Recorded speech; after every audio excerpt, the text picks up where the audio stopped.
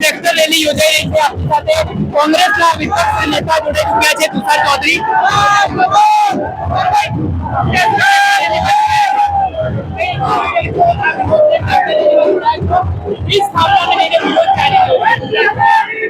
જે પ્રકારે ખાનગી કંપનીઓ દ્વારા વીજ ખેડૂતોના ખેતરમાં આડેધડ વીજ પોલ નાખવામાં આવે છે અને કોઈ વળતર આપવામાં આવતું નથી, તેને વિશ્વાસમાં લેવામાં આવતો નથી અને પોલીસ બંદોબસ્ત લઈને દાદાગીરી ધરાવી મંતવ્યોને નાખવામાં આવે છે। એની સામે કિસાન આજે એમની માંગ સાથે ગાંધીનગર સુધી જઈ આજે કોંગ્રેસે સખુજીને સમર્થન આપ્યું છે ને દાદાગીરી જે રીતે ખાનગી કંપનીઓની જોવા મળી રહી છે એને લઈને શું કહેશો? જગતના તાત સાથે આ પ્રકારનું વર્તન કેટલું વ્યાજબી? અમે સરકાર સમક્ષ માંગણી મૂકી છે કે આખી રેલીને ગાંધીનગર ના આવે તો વાંધો નહીં, પણ પ્રતિનિધિ મંડળ ખેડૂતનું આવે અને સરકાર એમને સાંભળે એવી માંગણી અમે સરકાર સમક્ષ કરી છે। આરોપ છે કે કોંગ્રેસ હંમેશા ખેડૂતોને ઉશ્કેરતી આવી છે અને આવી જ રીતે ગેરમાર્ગે દોરી રહી છે।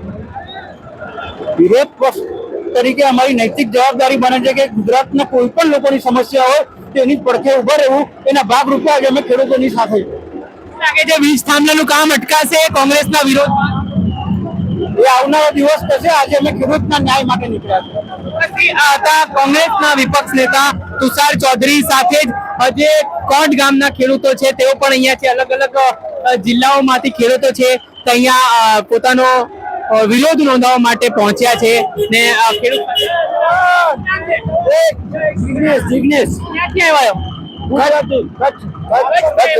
શું વિરોધ શું છે? વિરોધ ચોક્કસથી હાલ આપણે છે અહીંયા ટ્રેક્ટર રેલી જે જઈ રહી છે એ અહીંયાથી પસાર થઈ રહી છે, એનો આ વિરોધ છે તે લોકો નોંધાવી રહ્યા છે। ખેડૂતોને કેવું છે કે અમારી માંગો છે તે પૂરી કરવામાં આવે ને આને લઈને આ જે વિરોધ છે તે કરવામાં આવી રહ્યો છે।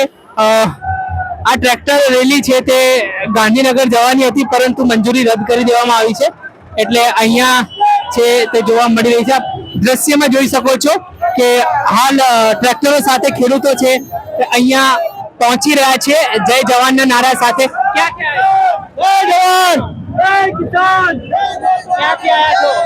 અમે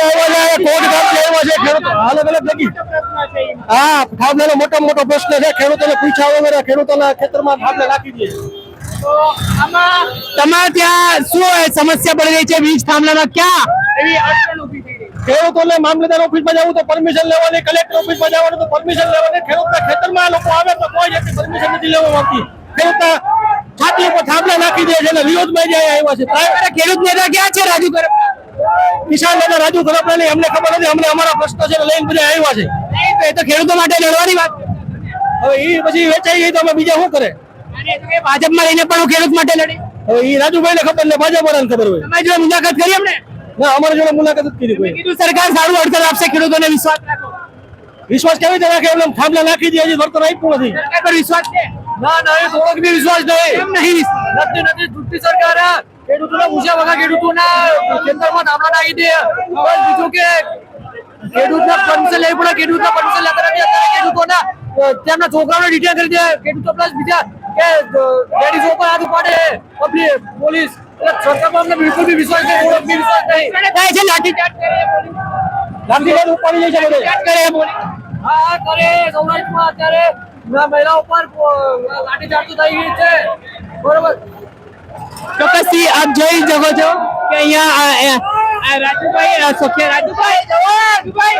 અહીંયા પહોંચી ગયા છે, એમની સાથે વાતચીત કરીશું। રાજુભાઈ, આજે ખેડૂતોને છેક ગુજરાતભરમાંથી કૂચ કરવી પડી છે, ગાંધીનગર કઈ રીતે જોઈ રહ્યા છો? બિલકુલ જગતના તાતના ઉપર જે અન્યાય થઈ રહ્યો છે, જે ખેતીની એમએસપી નથી મળી રહી અને કંપનીઓ દ્વારા જે થાંભલાઓ નાખી અને ખેડૂતોને પરેશાન કરવામાં આવે છે, એ તાનાશાહી સામે જે આ રેલી છે એ રેલી ન્યાય લઈને જ જશે। કઈ રીતે જો છો કે દાદાગીરી કરીને ખેડૂતોના ખેતરમાં થાંભલા નાખી રહ્યા છે, એની માલિકીની જમીન છે? બિલકુલ, જે ખેડેના ખેતરથી મળેલી જમીન ખેડૂતોની છે, એ ખેતીનો એની માલિકીનો હક છે, એ ખેડૂતોનો છે, એ કોઈ કંપનીનો નથી। કંપનીએ એની અંદર થાંભલા નાખવા હોય તો ખેડૂતોની સહમતિ લેવી જરૂરી છે અને એ નથી લીધી અને તાનાશાહી કરીને જે થાંભલા નાખે છે એના વિરુદ્ધમાં રેલી અને પ્રદર્શન છે। ગાંધીનગર જવા નથી દેતા? બિલકુલ, આજે ગાંધીનગરના દરવાજા બંધ કરશે, કાલે દિલ્હી જઈશું। ખૂબ આભાર. આ ખેડૂત નેતાઓ છે ને ખેડૂતના સમર્થનમાં આવેલી આ જે રેલી છે તેઓ દ્વારા એક જ માંગ કરવામાં આવી રહી છે કે જો ખેડૂતોને છંછેડવામાં આવશે તો નહીં છોડવામાં આવે. શું કહેશો? રોસાકભાઈ, આજે રેલી ખેડૂતોના સમર્થનમાં હવે માથું પાણી ઉપર જતું રહ્યું છે, માથે કેમ લાગે છે? ભારતીય જનતા પાર્ટીની સરકારે બરોબર સમજી લેવું પડશે કે લાંબો સમય સુધી તમે લોકોનો અવાજ દબાવી શકો નહીં. ખેડૂતો ત્રાહી છે. આજે તમે ખેડૂતોની જમીન તમારા મિત્રો માટે તમે બરબાદ કરી રહ્યા છો. ખેડૂતોના પેટ ઉપર લાત મારવાનું કામ કરો છો. આ હવે લાંબો સમય ચાલી શકે નહીં. ચાહે જેટલો જોર જુલમ કરવો એટલો કરી લે, ચાહે પોલીસ લાઠી ચલાવે, ગોળી ચલાવે, જે ચલાવવું ચલાવે, પરંતુ ખેડૂતોનો અવાજ હવે દબાવી શકાશે નહીં. ખેડૂત ક્રાંતિ થઈને રહેશે. ઘણા એવા નેતા છે જે ખેડૂતોના નામે મોટા થયા પણ આજે સત્તા પક્ષમાં જોડાયા પણ કઈ બોલતા નથી.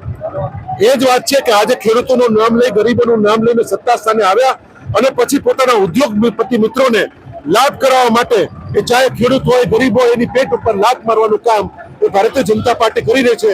એને બરોબરનો જડબાતોડ જવાબ મળશે. ચોક્કસથી આ હતા નૌશાદ સોલંકી, જેઓ કોંગ્રેસના નેતા છે. અહીંયા જય જવાન જય કિસાનના નાદ સાથે આ રેલી છે તે આગળ વધી રહી છે.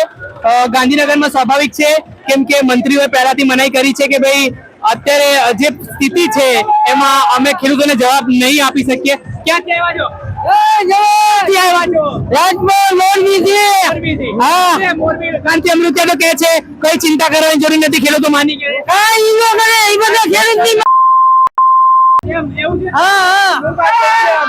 ચોક્કસથી આપ જોઈ રહ્યા છો કે અહીંયા જે એક બાદ એક ગાડીઓ ખેડૂતોની છે તે જઈ રહી છે. પંજાબમાં થોડા સમય પહેલા ખેડૂત આંદોલન થયું હતું ને આ ખેડૂત આંદોલને સમગ્ર સરકારને ઝંઝોડી નાખ્યો હતો અને આવી જ રીતે હવે કૂચ છે તે ખેડૂતોની અહીંયાથી ગાંધીનગર તરફ જઈ રહી છે. જોવાનું છે કે ખેડૂતોના જે વિવિધ સળગતા પ્રશ્નો છે તેને લઈને સરકાર કેટલા જલ્દી નિરાકરણ લાવે છે. દર્શક મિત્રો, આવા જ વિડીયો જોવા માટે નવજીવન ન્યૂઝ જોતા રહો. વૈષ્ણવજન તો તેને કહીએ જે પીડ પરા